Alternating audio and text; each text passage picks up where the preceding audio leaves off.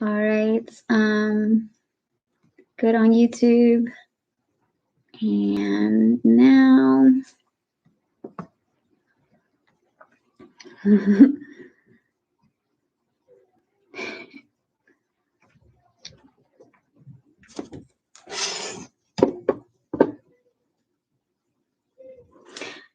I think I'm live. Still got that spinning wheel.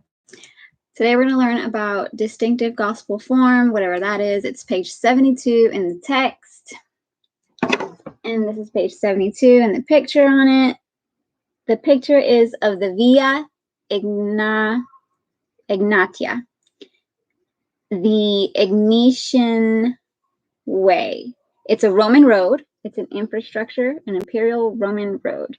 And it was used by Christians to spread their faith. As we all know,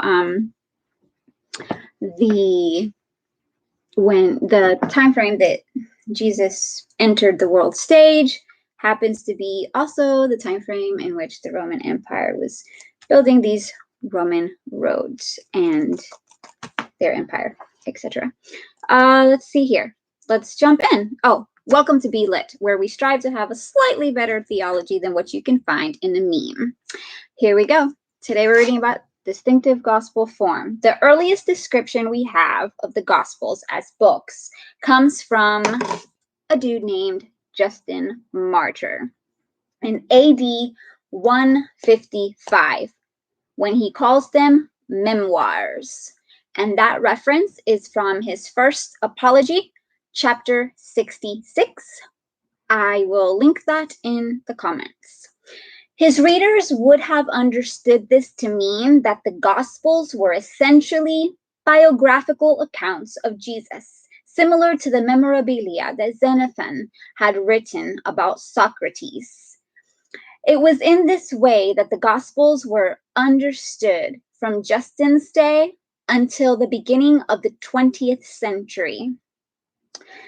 This was true whether the reader was approaching them from a very conservative or a very liberal perspective.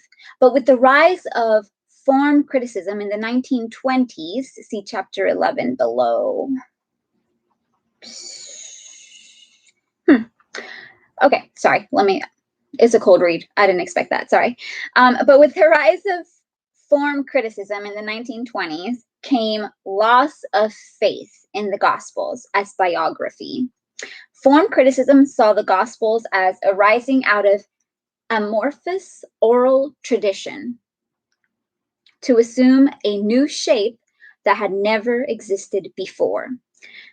Hold on a second. I'm gonna just look up that word real quick. Amorphous. This is how you pronounce it. Amorphous. Amorphous.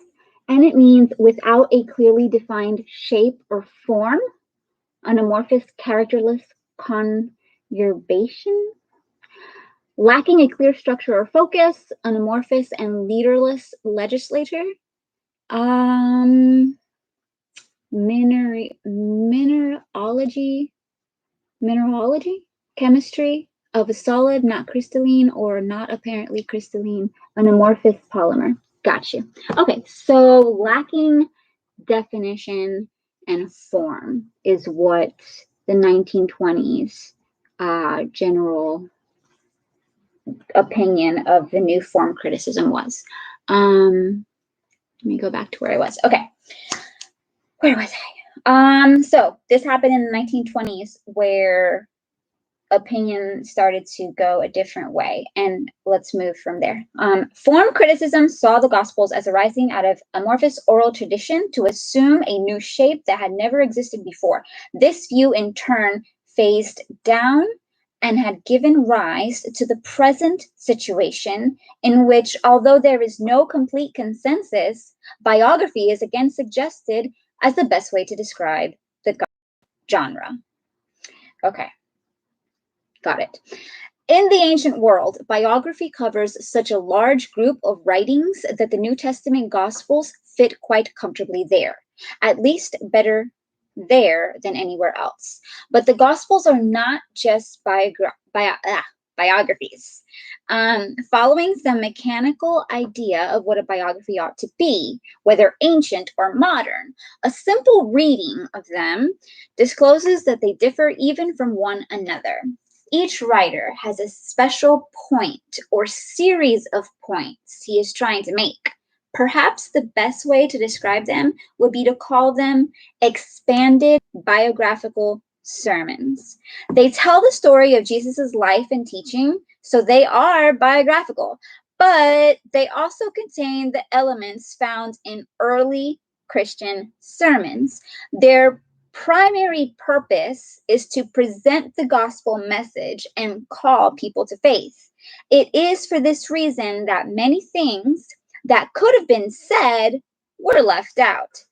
Often, Jesus' activity is summarized by simply saying he healed them all, or he traveled through all their towns and villages, and teaching and preaching. If you look at Mark 1, 38 and 39.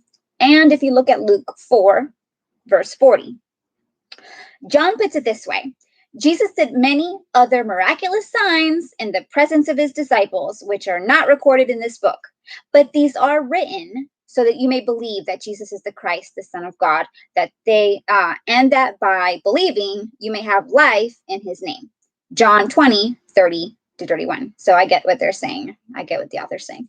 So he later adds, Jesus did many other things as well. If every one of them were written down, I suppose that not even the whole world would not have room for the books that would be written. And John wrote that in John 21, verse 25. That brings us to the end of the distinctive gospel form.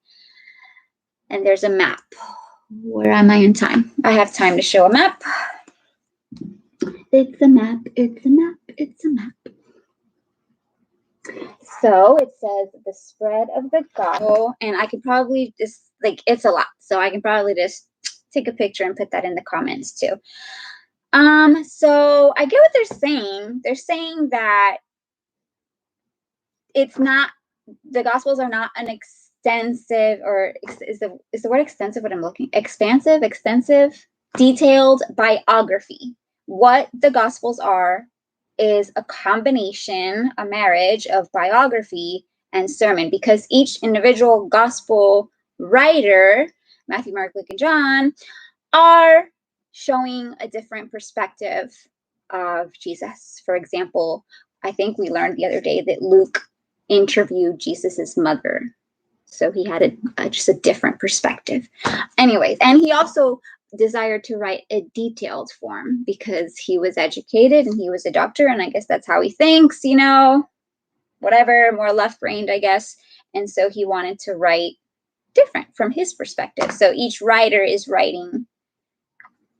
Yeah, anyways, that's it. I get it. Okay, so that's it for today. Tomorrow we take up with page 73, which is really just a map. There's not a lot on there. So I'll probably read 73 and 74 next time. Peace out, everybody. Bye.